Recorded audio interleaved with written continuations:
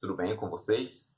Meu nome é Marcelo Cibaldo, sou professor do Departamento de Letras da UFPE e hoje estou aqui para apresentar para vocês o terceiro episódio da segunda temporada do podcast Parafraseando, podcast produzido pelo grupo PET Letras da UFPE. Hoje a gente tem como convidada a professora Roxane Rojo, professora da Universidade Estadual de Campinas, Unicamp.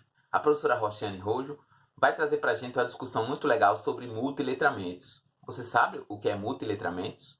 Você sabe qual a relação do texto com o entorno do seu texto? Como é que a gente analisa os textos dentro dessa era digital? Espera já que a professora Roxane Rojo vai discutir e explicar para a gente. A gente agradece de antemão aqui o aceite da professora Roxane por vir aqui discutir com a gente esse tema tão legal e interessante, e agradece também os nossos petianos, Larissa e Bernardo, que vão conduzir o bate-papo. Além, claro, dos nossos intérpretes, que estão deixando tudo isso muito acessível a todos. A Daphnis, Wesley e o Everton. Dá uma olhadinha na descrição do vídeo, onde você vai encontrar muitas outras fontes para você pesquisar sobre multiletramentos e também dar aquele feedback para a gente através do nosso formulário. É isso, gente. Até a próxima. Espero que vocês cliquem aqui em gostei, compartilhem e se inscrevam no canal. É muito importante para a gente. Até a próxima.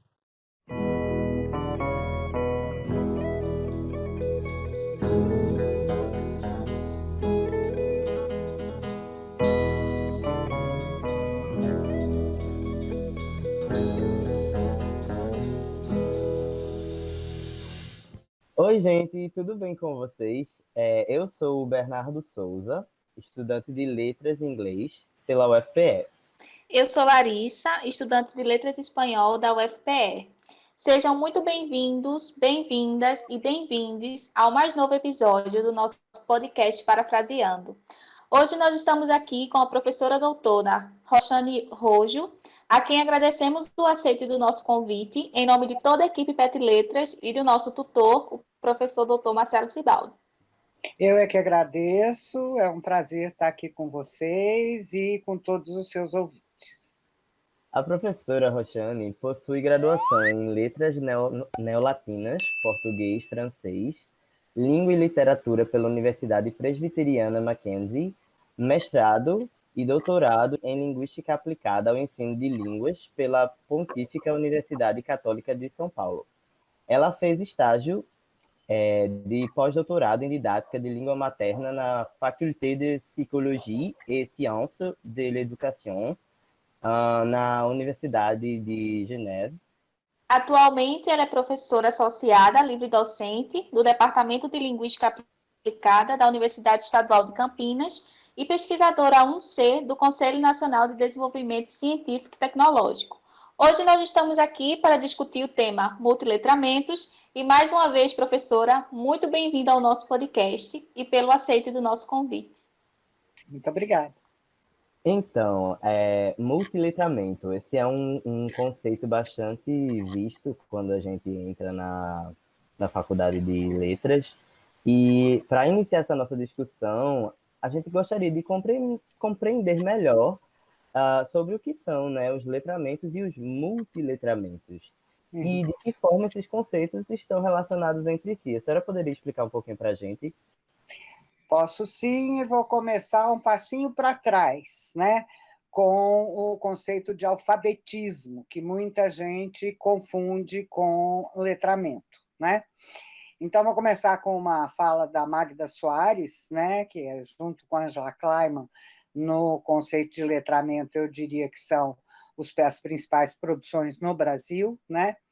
A Magda Soares sempre se dedicou a pesquisar a alfabetização e o letramento, assim como Ângela, né? Que ela vai dizendo o seguinte, que à medida em que o analfabetismo vai sendo superado no Brasil, portanto, ela está se referindo à segunda metade do século passado, a partir dos anos 50, porque até então a maior parte era analfabeta, né? Um número cada vez mais de pessoas aprende a ler e escrever, né? A sociedade vai se tornando cada vez mais centrada na escrita, mais grafocêntrica, centrada na letra, daí letramento, né? um novo fenômeno se evidencia. Não basta mais aprender a ler e escrever, as pessoas se alfabetizam, aprendem a ler e escrever, mas não necessariamente incorporam a leitura e a escrita às suas práticas sociais, né? Isso é uma situação ainda muito frequente, e aí, inicialmente, no Brasil, se dizia que a pessoa podia estar alfabetizada, ou seja, saber o beabá, mas não era capaz de se envolver em práticas letradas, né? Mais densas, como ler um romance, ou estudar ciências, ou mesmo prosseguir nos estudos, né? No Brasil, isso era chamado de alfabetismo. Nos Estados Unidos, não havia distinção, porque a palavra é sempre literacy, né? Não havia distinção entre decodificar, né? Que é estar alfabetizado, conseguir ler em voz alta, e as outras habilidades que estão, então, envolvidas na alfabetização, que são analfabetismo, né? Que são o quê? Ter capacidades, habilidades e competências para não só decodificar e codificar, como é o caso da alfabetização, mas compreender, usar as normas de escrita na produção de texto, interpretar, conseguir se comunicar efetivamente por meio de um texto, estabelecer relações, textualizar, criticar, replicar, intertextualizar, enfim, né? Tudo isso a gente chamava de alfabetismo e os americanos e ingleses de literacy para tudo, desde decodificar só até estar envolvido em práticas que envolvem escrita e não ser alfabetizado, até tudo mais, né? Nos anos 80, mais exatamente em 1986, minha ex-orientadora, Mary Cato, lança um livro onde ela usa a primeira vez a palavra letramento, ou seja, uma tradução literal de literacy, né, para poder diferenciar justamente dos alfabetismos. Por quê? Porque no caso do letramento, eu gosto de dar uns exemplos, e vou dar aqui, ele é relativamente independente do fato da pessoa ser alfabetizada ou não. É esquisito, porque a palavra chama letramento, né? Mas podemos pensar, por exemplo, tem um monte numa cidade grande como São Paulo, que é de onde eu falo, ou mesmo vocês estão em Recife? Então, ou mesmo Recife, enfim, grandes centros urbanos, capitais, é perfeitamente possível que o cara não seja alfabetizado, né? Mas ainda assim reconheça pelo formato e pela cor do ônibus, enfim, pelo formato do que está escrito lá em cima, qual é o ônibus que ele tem que tomar, embora ele não decodifique. Ou seja, ele está numa prática de letramento, né? Ou retirar a Bolsa Família, por exemplo, no caixa eletrônico, né? Está conversando com textos escritos, está numa prática de letramento, e não necessariamente é alfabetizado, e muito menos ainda desenvolveu alfabetismos, né? Capacidade de compreender e replicar por meio da escrita. Veja, nesse momento nós estamos só na escrita, né? Então, a gente pode dizer que as práticas sociais de letramento que a gente exerce nos contextos da nossa vida é que vão constituindo os nossos níveis de alfabetismo. Se eu sou alfabetizado, mas não uso para nada, não leio, né, um texto literário, ou não, enfim, eu não vou desenvolver alfabetismos e nem letramentos mais densos, né? A escola, é claro, é a grande agência de letramento, né, para o desenvolvimento dos alfabetismos, né? Eu gosto de dar alguns exemplos, o que eu mais gosto é o seguinte, que é muito comum aqui em São Paulo. Por exemplo, Josias, isso está no meu livro de 2009, né? 22 anos, vestido com uma calça caqui esfarrapada e uma camiseta regata branca cheia de buracos, se aproxima do meu carro, cena muito comum aqui em São Paulo, né? Parado no sinal, que a gente chama de sinal, ou farol, e pendura no espelho um saquinho de bala de hortelã. Né? Tem grampeado um bilhete com o seguinte dizer: sou pai de família, estou desempregado, vendo balas para sustentar meu filho, compro um saquinho, somente 2. Leio o bilhete, compro as balas. Prática de letramento. E pergunto a Josias, você é alfabetizado? Não. Né? Então, eu acho que é um bom exemplo para demonstrar que a prática de letramento se exerce, ainda que as pessoas sejam analfabetas. Né? Daí diferenciar alfabetismo de letramento no Brasil a partir de meados dos anos 80. Tá? Ainda não cheguei, é claro, nos multiletramentos, né? Mas vou chegar só para começar aqui no comecinho. O que acontece? O meu primeiro computador, eu tenho a impressão que eu comprei, acho que em 96. Vocês são bem novinhos, não fazem nem ideia do que fosse. Era um caixotão enorme, que tomaria metade da minha mesa, cinza, né? Com quase nenhuma ou nenhuma conexão com nada, e que tinha aquela tela verde que servia para jogar ping-pong, que era aquela bolinha branca que atravessava a tela para o lado e depois para o outro. Só fazia isso, fazia mais nada, não.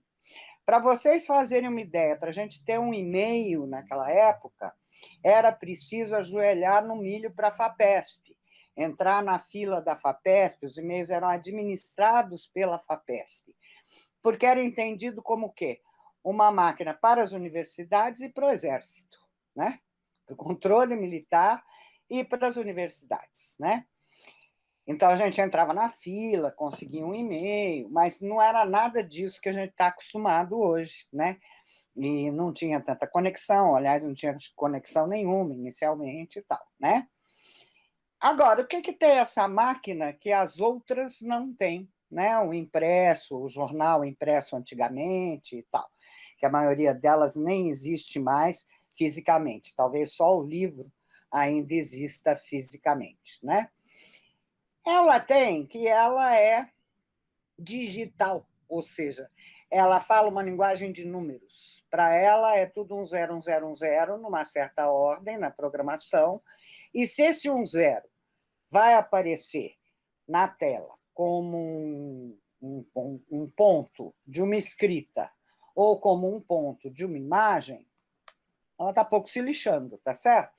Ela só obedece às instruções 10, daí ser digital, né? Funciona por meio de dígitos. Então, o que acontece com ela com isso? Ela intensifica em muito a multimodalidade ou multissemiose, ou a possibilidade, né? E aí eu estou chegando nos multiletramentos, e a possibilidade de se apresentar numa escrita muitas outras coisas além da imagem estática, que já aparecia nos jornais, nas revistas, a fotografia, né? O desenho, a ilustração, e a escrita. Né?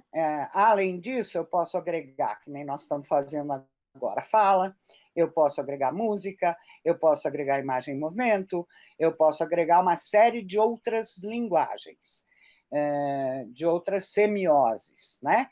Daí ela ser uma máquina, desculpa aqui, multimodal ou multissemiótica. E, portanto, não me basta mais ter o letramento da letra só. Né? Eu vou ter que ser letrado também em outras linguagens. Aí vocês vão me dizer, mas letrado, um filme, um remix, né? Se não tiver a legenda embaixo, não é letra, não devia chamar letramento.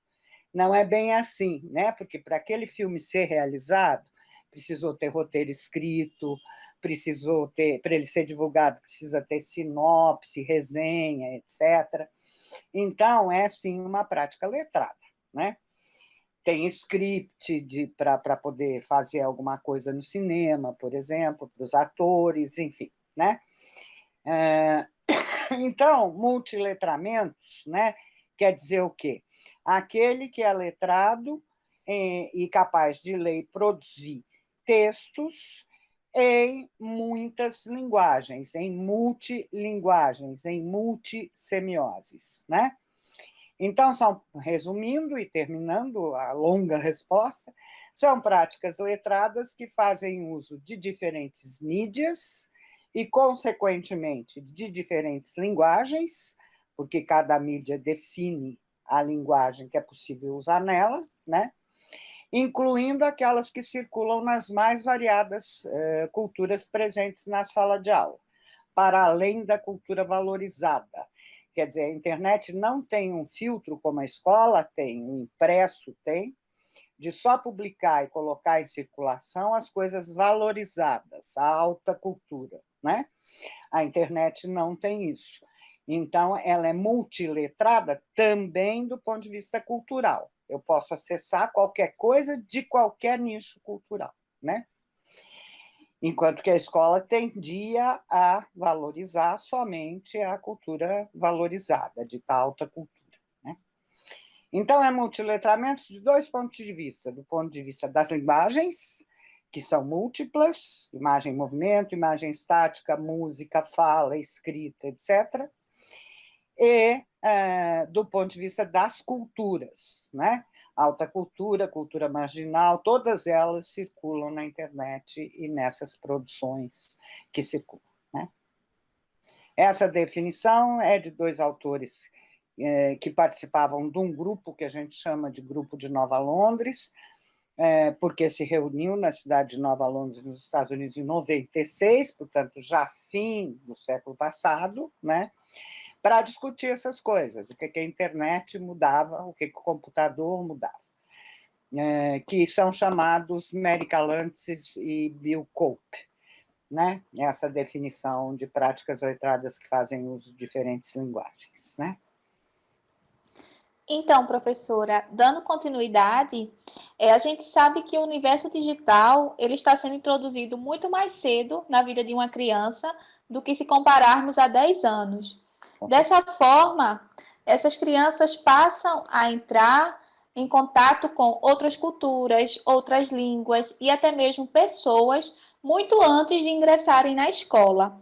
Então, tendo essa perspectiva, como podemos entender a pedagogia dos multiletramentos e de que forma essas novas tecnologias elas podem ser utilizadas nesse processo de alfabetizar uma criança? Então, de fato, quer dizer, eu queria antes fazer uma observação, no caso brasileiro, da sua fala, né, que é a seguinte: qual criança? Meus netos? Sim, tudo que você falou é verdade, né? Qualquer criança aqui em São Paulo, não, né? Essa coisa que vai entrar muito mais cedo, se assim fosse, nós não estamos com esse problema agora na pandemia, que é principalmente nem tanto dos docentes. Os docentes, bem ou mal, novo ou velho, bom ou ruim, ele tem seu computador, seu celular, né? E conexão. O problema são os alunos. Então, eu queria começar dizendo isso, que uma das primeiras coisas que eu vi agora na pandemia foi uma foto na internet de um menininho que arrumou um celular de tela de toque com alguém e estava debruçado num banco do lado do açougue, assim, de lado, tentando pegar carona no Wi-Fi do açougue para conseguir ver a lição que a professora estava passando. Quer dizer, essa questão da desconexão, né, ainda é grande nas camadas populares menos favorecidas, vamos dizer assim, né? E isto é um problema a ser superado, e a ser superado, na minha opinião, pela escola, né? Do mesmo jeito que a escola fornece o livro didático, ela tem que passar a fornecer acesso digital, né? Senão não vai ser possível continuar. E eles continuam postergando. Aí você me perguntou se ela desde cedo. Sim, meus netos, sim, desde muito cedo, sobretudo em celulares, né, de tela de toque dos pais e tal, atualmente já deles próprios, né, entram em contato com esse universo digital, né, e funcionam muito bem. Estranhamente, isso não afasta, vou continuar contando historinha, do letramento da letra, né? Eu tive com meus netos há pouco tempo, no começo da pandemia, lá na chácara, porque eu estava com muita saudade, queria revê-los, então busquei um ambiente aberto para fazer isso. E uma hora peguei os dois com a cara enfiada nos respectivos celulares, né? Falei, gente, vovó está aqui, vamos fazer bolinho de chuva, fica tudo com a cara enfiada no celular. Daí vira minha netinha e diz assim, que tem 10 anos, né? Sprachen Sie Deutsch? Falei, que é isso, menina? Você está aprendendo alemão na escola? Que tem 10 anos, né? Ela falou, não, eu estou sem nada para fazer aqui, achei esse site aqui que ensina alemão. Eu achei que era vídeo, não era. Era texto escrito e um podcast do lado para ouvir como falava. E ela resolveu que ela não tinha nada para fazer e aprender alemão, né? O outro estava xingando lá fora da casa, coisa chata, coisa chata, coisa chata, 13 anos. Por quê? Porque a professora tinha dado mia couto, que eu concordo que não é adequado para essa idade, para ser lido para a próxima videoaula, etc. E tal, né? Então, veja bem como as coisas são relativas em relação a esses letramentos. Ela fazendo uma coisa que muito além do que se espera, porque é legal, né? E como é que a internet, o Leme que fala muito isso, né? Que ele acha que a escola tem que acabar, né? E que as pessoas vão ser capazes de aprender e se letrar na própria internet e tal. E o Leme que é bem velhinho, né? Então, é estranhíssimo ele falar isso também. Lá no final do século passado, ele já falava isso. E ele falava uma coisa muito engraçadinha, aliás. Ele dizia assim, quando a gente tiver, assim, uns 10 mega de HD, 10 mega de HD não dá para lá. E quando a gente, disse 98, né? Quando a gente tiver, assim, uns 2 mega de conexão, a gente vai poder navegar por tudo e ter tudo dentro da máquina, né? Que é o que acontece hoje. Então, é claro que isso muda, né? Eu estou, só para responder agora direto à sua pergunta, eu tenho um projeto que é fazer materiais didáticos para o uso do digital em sala de aula, que eu chamo de protótipos, do qual participam, no CNPq, é o meu projeto CNPq, do qual participam 2 alunos meus que fazem protótipos e testam esses protótipos também, né? Por que eu chamo de protótipo? Porque é alguma coisa que só ganha realidade quando a internet é acessada, né? Quando ele é preenchido pelas coisas que estão na internet. E aí, o que acontece com esses alunos que estão experimentando esses protótipos? É para Fundi 1, né? Primeiro a quinto ano. Nas escolas da rede pública, o professor fica sem papel e muito incomodado, porque ele teria que assumir ali um outro papel, porque o contexto é assim, os alunos estão trabalhando em grupo, agrupados, em grupos de 3, 4, tem um material projetado com os links para eles navegarem e com instruções para eles fazerem as coisas. Então, o professor, o máximo que ele pode fazer ali é revozear as instruções ou participar das atividades, coisa que não lhe ocorre, né? Então, ele fica meio sem ter o que fazer, porque se eles já sabem ler, né? Então, por quê? Porque ele está querendo ser o gestor daquela aula, apresentar os conteúdos ele, e não colaborar com os meninos para que eles achem as melhores coisas, façam os melhores buscas, etc. Então, esses mesmos Cope Calantes, Bill Cope e Mary Calantes, já diziam lá na pedagogia dos multiletramentos que o usuário do digital, ele é um usuário funcional, mas que ele, na verdade, tem que ser, eles falam transformer, né? Um transformador de conteúdos, né? Um criador de novos conteúdos. Então, eles vão dizer, é preciso ser usuário funcional? É preciso ter competência técnica, conhecimento prático para poder manejar a máquina. Mas isso só não basta. Aí você vira um editor de áudio e vídeo meio funcionário público, né? É preciso ser o quê? Ser uma pessoa que crie novos sentidos a partir disso, né? Um produtor que entende como é que os diferentes textos multiletrados, tecnologias funcionam para poder produzir. Para ser isso, ele precisa ser um analista crítico do que já roda e rola na internet, né? Eles dizem que entende que tudo que é dito e estudado é fruto de seleção prévia, montagem prévia, intenções, etc. Né? E, com isso, ele vira um transformador, aquele que usa o que é aprendido de novos modos. Então, isso é que eles chamam de uma pedagogia dos multiletramentos. Depois, mais tarde, meados da década passada, 2015, por aí 2014, eles mudaram isso aqui. Isso aqui era revolucionário em 98, né? Só que aí, quando eles voltaram para os Estados Unidos, porque ela era do Ministério da Educação lá na Austrália, e conheceu o Bill Cope, ela é americana, mas conheceu o Bill Cope lá na Austrália e fizeram essas discussões e tudo mais. Quando ela voltou para os Estados Unidos, ele acompanhou. Os Estados Unidos é muito mais reacionário em termos de alfabetização, né? Eles continuam naquele papo de back to basics, ensino básico que está muito bom, né? E eles tiveram uma reação muito ruim.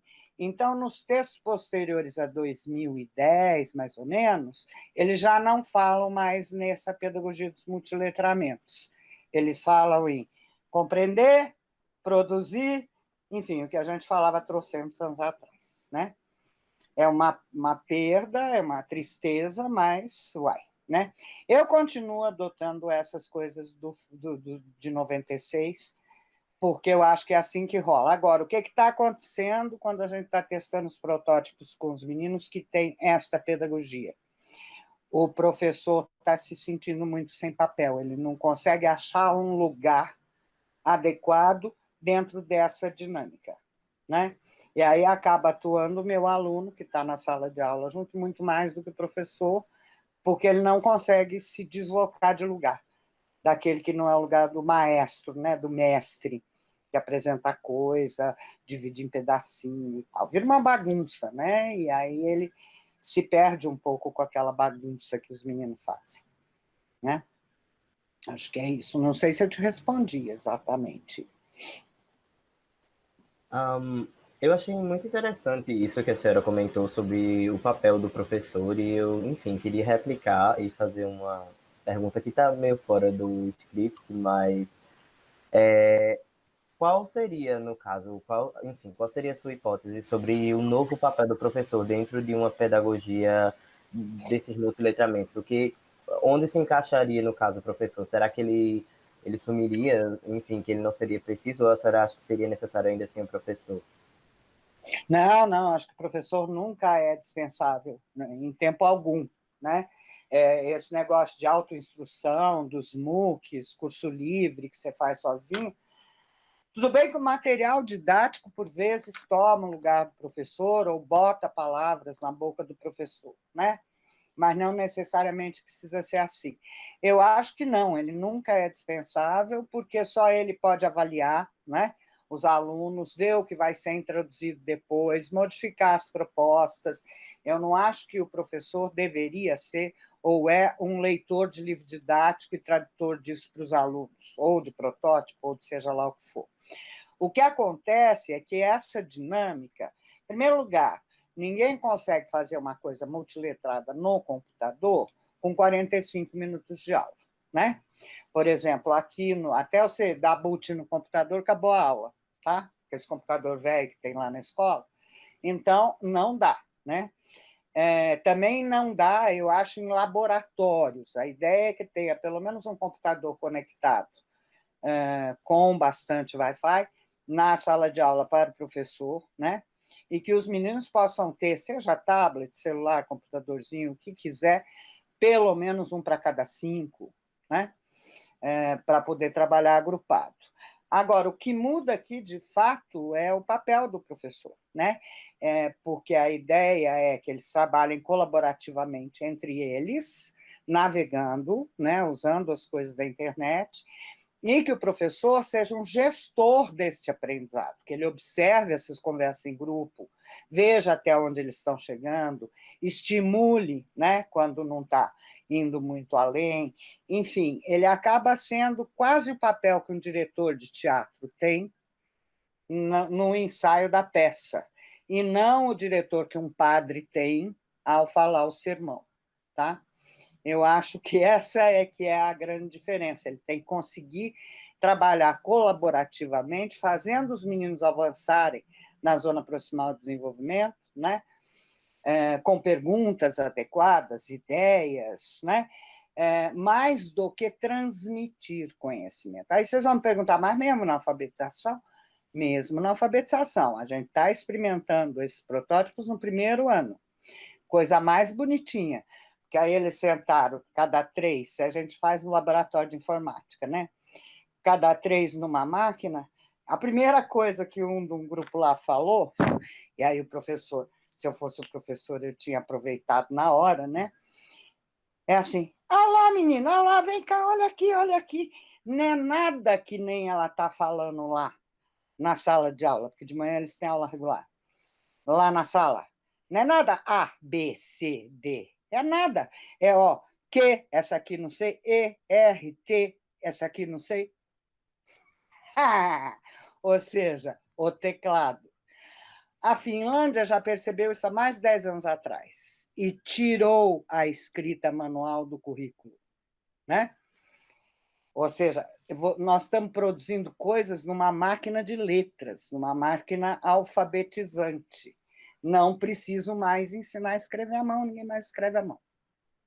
Eu já estou com dificuldade até em assinar. E muitas vezes assino digital, a minha assinatura é escaneada. Então, será que sobrevive? Acho que não sobrevive. A Finlândia já tirou muito tempo a escrita manual, que é um problema para a alfabetização, né? O que mais exige energia é conseguir segurar, escrever, desenhar direitinho. Não precisa. É só mudar o tipo que eu escrevo até à mão na internet. Mas vamos lá. Muito interessante. É muito legal. A senhora poderia nos falar um pouco mais sobre como os multiletramentos contribuem para o ensino de línguas e, mais especificamente, para a análise linguística mesmo? Então, eu fiquei pensando muito nessa pergunta, que vocês me mandaram a pergunta um pouco antes, né? Muito, o mais especificamente, sobretudo, para análise linguística, né? Não sei se eu vou dar uma boa resposta, não. Acho que eu teria que pensar nesse assunto mais um tempo, né? Porque talvez os multiletramentos mais distraiam da análise linguística, na medida em que os textos são multissemióticos, então tem imagem, movimento, desenho animado, música, ou seja, tem 10 vezes mais coisa para o menino prestar atenção do que num livro impresso, né? Então, talvez mais atrapalhe, né? Do que a análise linguística propriamente dita, do que ajude. Eu nunca fiz material para sociolinguística ou para análise linguística, mas acho que tem pelo menos uma vantagem, que o livro didático, a fala pode estar presente. Então, posso ter uma análise linguística da fala.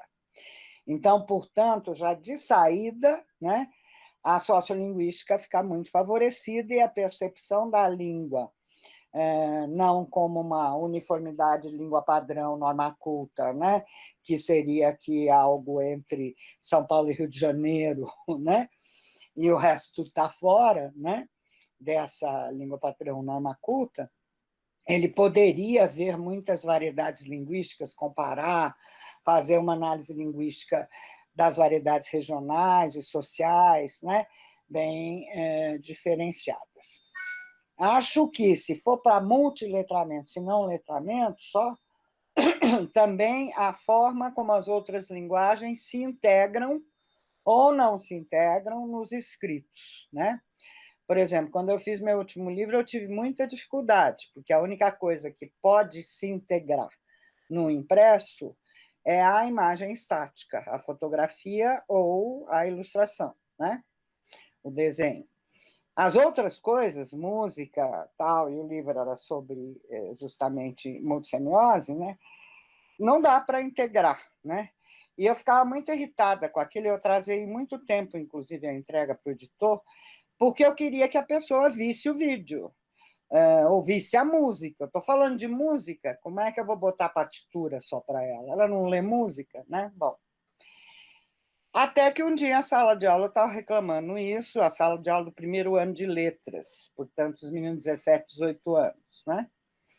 Que eu não queria publicar o livro porque as pessoas não iam poder ver o vídeo, ver o remix, ouvir a música, enfim. Aí o menino falou assim para mim, um que era bem quietinho até. Ai, professora, que bobagem, é tão fácil. A senhora bota um QR Code com o link do lado da imagem estática. Falei, tá, né? Sorvete na testa. Resolveu meu problema, né? E aí eu tenho orgulho de ter sido a primeira pessoa a inventar o livro, eu não, ele, e eu digo isso na apresentação, a inventar o livro navegável, né? Porque aí você põe o seu celular na frente do QR Code e vê o concerto do Schoenberg que eu estou falando, né? Ou vê o, sei lá, Metrópolis, que é o filme do qual eu estou falando, né? Com o celular, né? Acho que é isso. Acho que eu respondi, não? Já não lembro mais qual era a pergunta. Eu respondi ou me perdi por outras searas, vai saber. A senhora respondeu sim, mas eu ainda tenho uma certa curiosidade sobre a questão do uso dos multiletramentos no ensino de línguas estrangeiras, Ah, tá. principalmente porque eu e a Larissa, nós somos de duas línguas estrangeiras. Eu faço letras em inglês e ela faz letras em espanhol. E Uhum, aí a gente sempre se pergunta, pelo menos eu que já tive a oportunidade de dar aula, de estar em sala de aula, eu sempre uhum. me pergunto como usar uma prática multimodal dentro de algo que é meio que tão enraizado na cabeça da gente. Não, vai ter o professor, vai ter o quadro, no máximo vai ter um slide ali para você apresentar, e é isso. E nesse caso, mais que tudo, né, o professor é o portador da língua estrangeira. Então, aí eu acho genial existir a internet, porque aí ela desaloja definitivamente o professor desse lugar, né?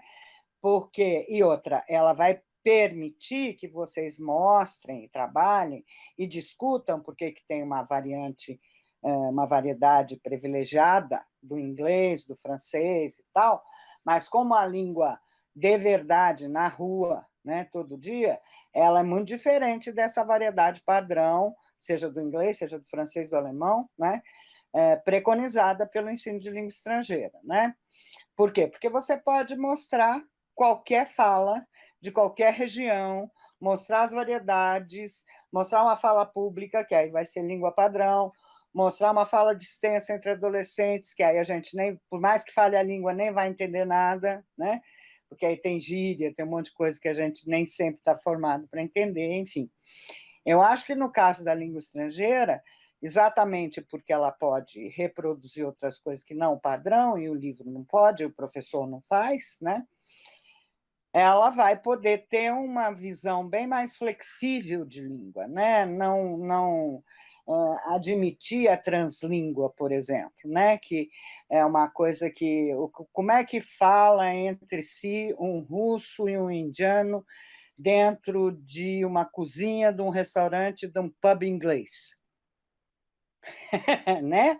Imaginou o cruzamento de língua que é e que tipo de inglês é falado nessa cozinha? Misturado com indiano, com sei lá o quê, com, né?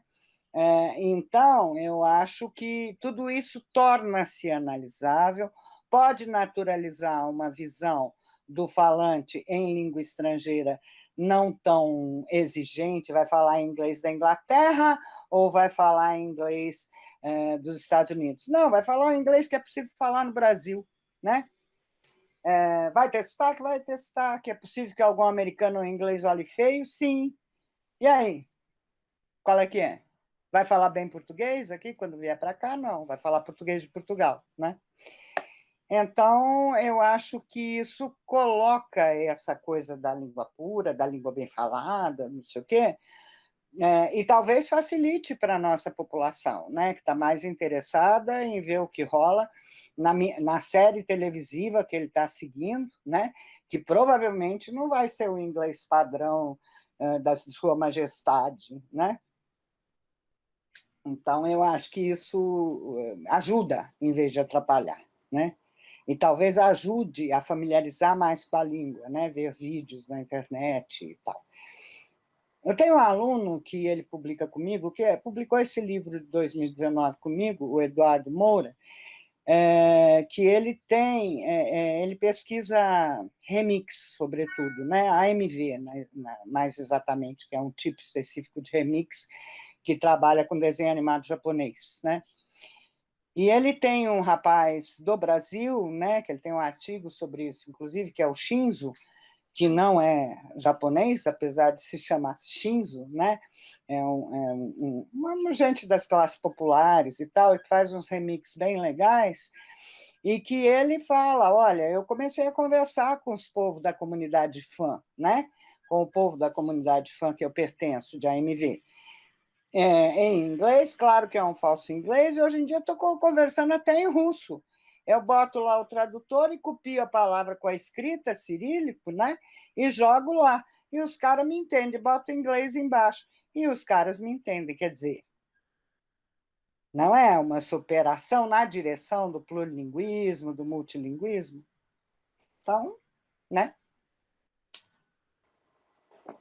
Então, professora, levando esse contexto em consideração, de que maneira a senhora acha que os multiletramentos eles vão estar relacionados à autonomia do aluno no aprendizado de uma língua, seja ela sua língua materna ou a estrangeira? Porque, assim, conversamos um pouco sobre a questão do professor, mas e o aluno? Como que ele lida com essa autonomia? É de novo o exemplo da minha neta Dorinha, começando a procurar coisa difícil para aprender, vamos aprender alemão, né? Ela procurou sozinha esse site, né? E como me falou direitinho para mim o Spreche Deutsch e tal. Por quê? Porque não começou a apresentar pela gramática, né? Apresentou primeiro o podcast com a falinha e o que queria dizer. Aí ela é capaz de falar, né? Não pediu para saber se era acusativo, dativo, ablativo, né? Porque alemão, ainda por cima, tem declinação, né? Que nem o latim. Então, eu acho que isso é uma teoria, esse quadradinho dos multiletramentos aí, né, que eu ponho nos meus textos, é uma teoria do aluno com autonomia para busca, em colaboração com seus colegas, né?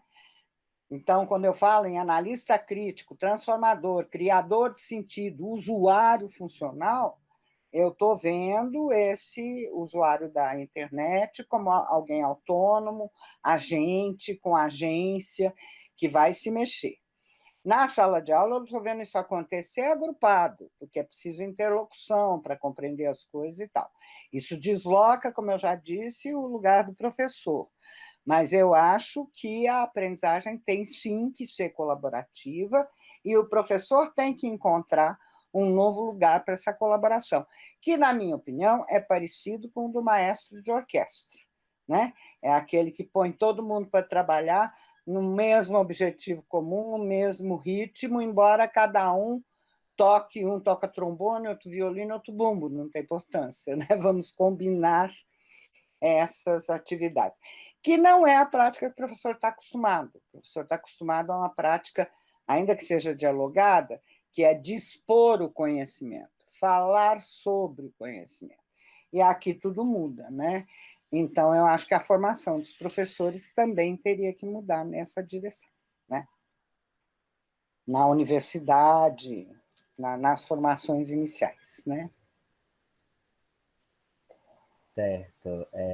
Falando sobre esse novo papel, né, do professor, enfim, nesse novo local, realmente, né, da educação, atualmente nós estamos vivendo, né, com o coronavírus e, enfim, isso trouxe uma realidade totalmente nova, porque no início as escolas foram fechadas, não Uhum. estavam acontecendo aulas, mas a gente vê cada vez mais um movimento para esse, como posso dizer, estilo de aula online, né? Uhum. Assim, Uhum. sabemos que, enfim, tem havido muitas polêmicas com questões de, assim, falta de acesso de muitos alunos e, enfim, né, que não tem muitas crianças, principalmente, e adolescentes, não têm conseguido aderir a esse modelo online justamente por falta de realmente acesso a essas tecnologias. Mas, assim, considerando, né, para uma pessoa que tem um acesso a esse modelo online, qual seria, no caso, o papel desses multiletramentos nesse contexto pedagógico? Uhum.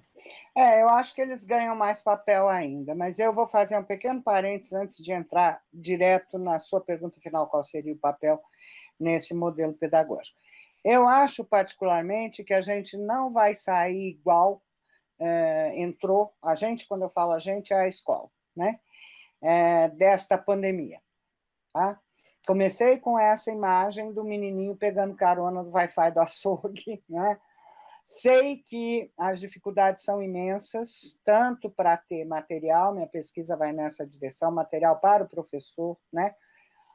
Para poder trabalhar com o digital. Não acho que dá para trabalhar com o digital simplesmente entrando num laboratório de computador e dizendo, usem aí, né? Não dá, você tem que ter propostas, ver que gêneros digitais você quer trabalhar, né? Ver que práticas digitais você considera importante. Não é como que é o nosso secretário de Educação, o Roque Rossielli, aqui em São Paulo, com aula de 45 minutos, não dá nem para dar boot no computador, quanto mais para fazer alguma coisa que preste, né? Em 45 minutos. Então, não adianta botar uma aula de informática de 45 minutos, não é isso, né? Então, isso desloca, é claro, o lugar do professor, como a gente já falou, né?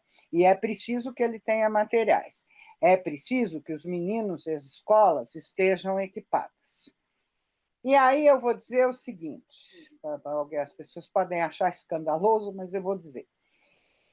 O Brasil, com ou sem o atual governo, tem dinheiro, né, para fazer isso. O PNLD é um programa continental, caríssimo. O PNLD é o Programa Nacional de Distribuição do Livro Didático, compra, aquisição e distribuição.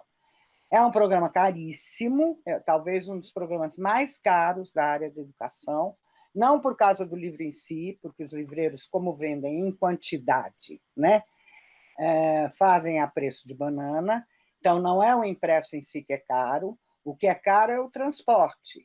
Eu não sei se vocês sabem, mas todas as editoras de didático do Brasil estão aqui na cidade de São Paulo. Tinha algumas no Rio, faliram, uma em Brasília, faliu, estão todas na cidade de São Paulo. Então, significa que do Oiapoque ao Chuí, o que é caro no PNLD? O transporte. Esses livros têm que ser transportados. Você já imaginou o que é levar, sei lá, né? Lá para o meio de uma cidade perdida no meio da Amazônia, e chega, o que é... Todo mundo que vê o que é feito no PNLD no Brasil, fora do Brasil, cai o queixo, né? É um país continente, é do tamanho da América Latina, quase. Sobra o Uruguai lá embaixo, né? Então, é um programa muito caro. Se o governo tivesse vontade política e decidisse que durante 2 PNLD ele vai suspender a distribuição do livro e usar livro velho, por que não? Para que ficar jogando fora o livro todo ano, né?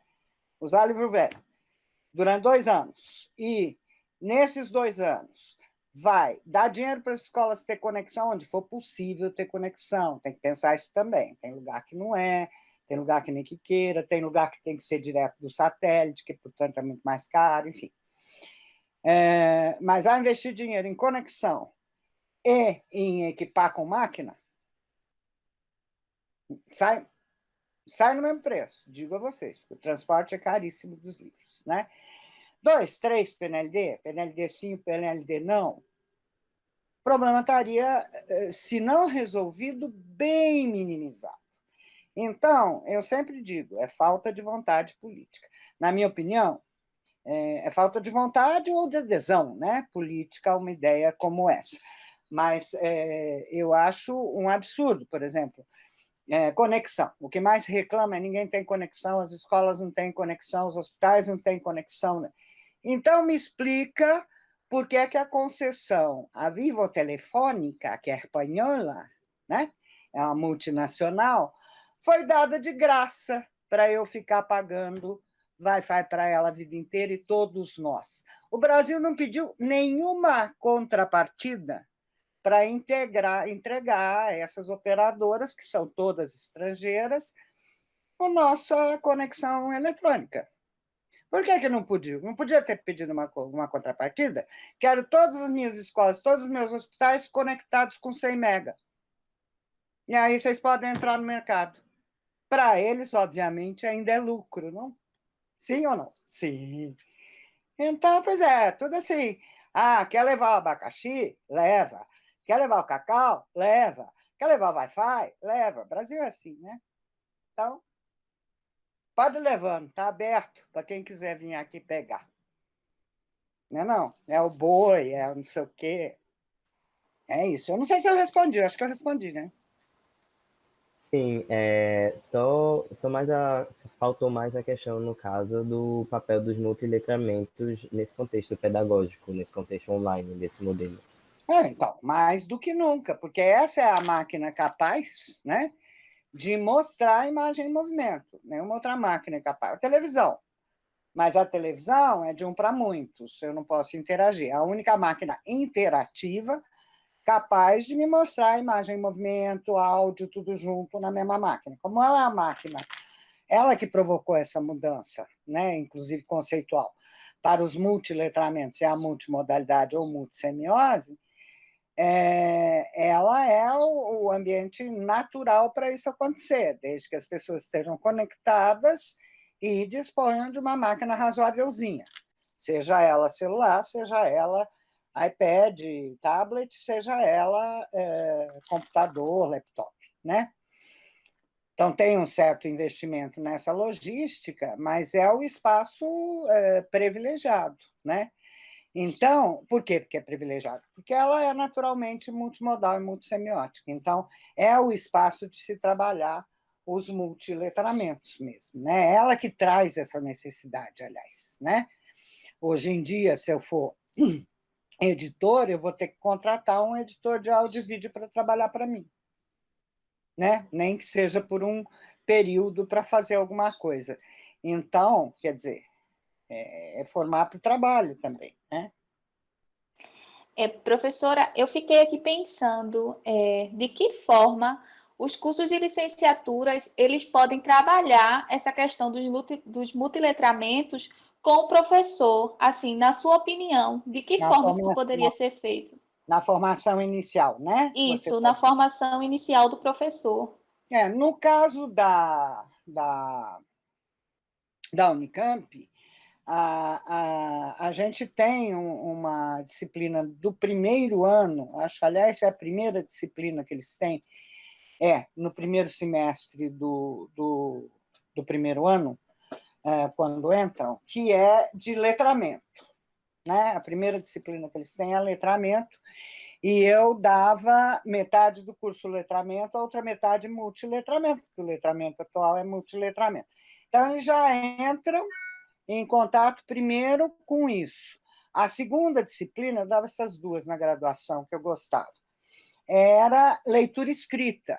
Aí já dava para eu entrar em leitura escrita com uma outra visão do que é leitura escrita, né? Eu vou falar de leitura e produção de texto, compreensão, recepção e produção de texto em ambientes multimodais. Então, dá para você, desde o início, formar esse aluno não para o mundo da língua padrão e da letra escrita, mas para um mundo permeado por muitas linguagens.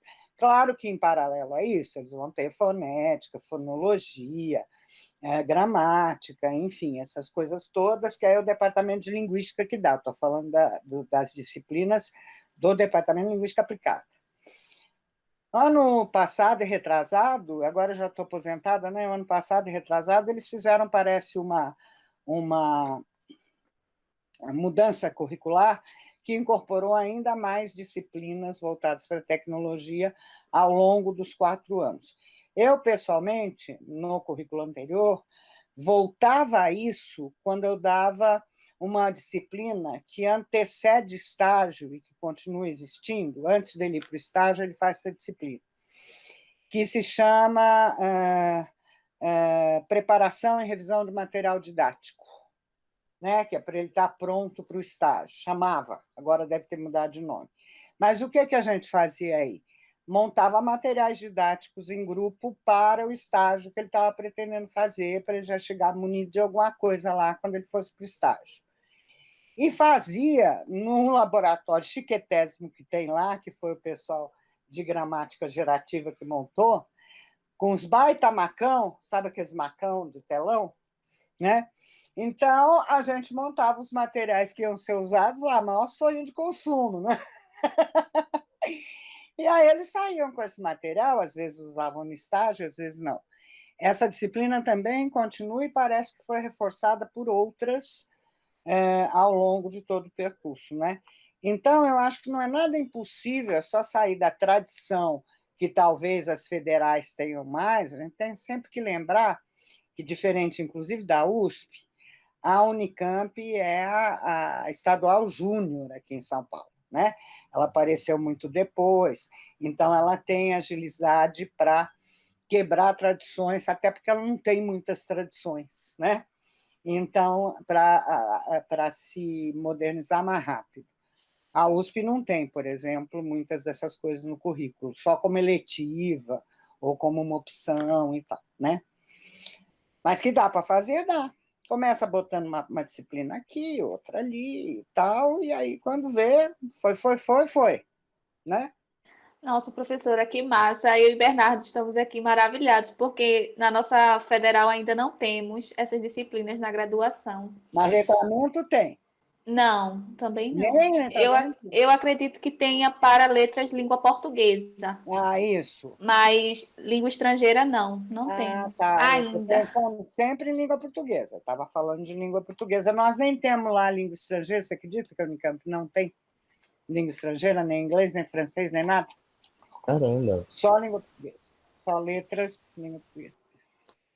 Então, professora, a nossa conversa está maravilhosa. Acredito que todos vão ter essa impressão, mas infelizmente estamos nos encaminhando para o final. Mas gostaríamos de saber se a senhora tem algum ponto a acrescentar que queira discutir sobre esse tema.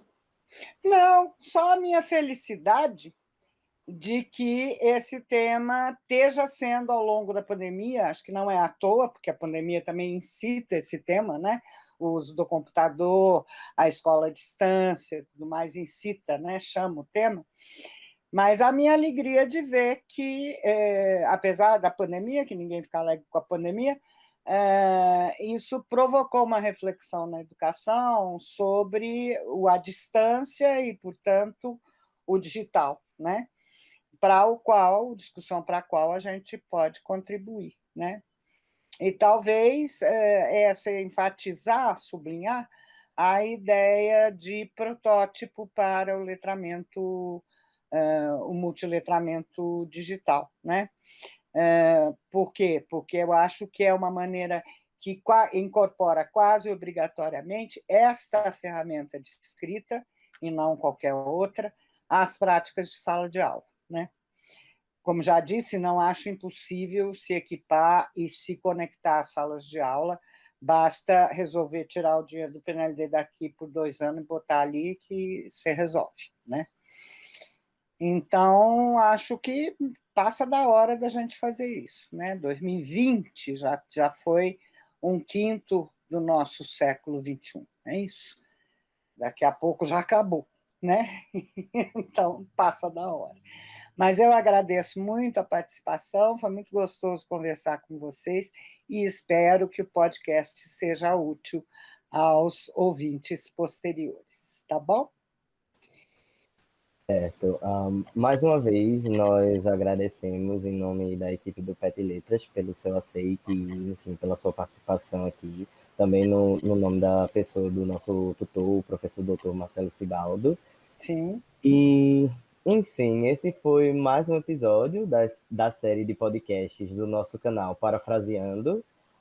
Nós esperamos que vocês tenham gostado.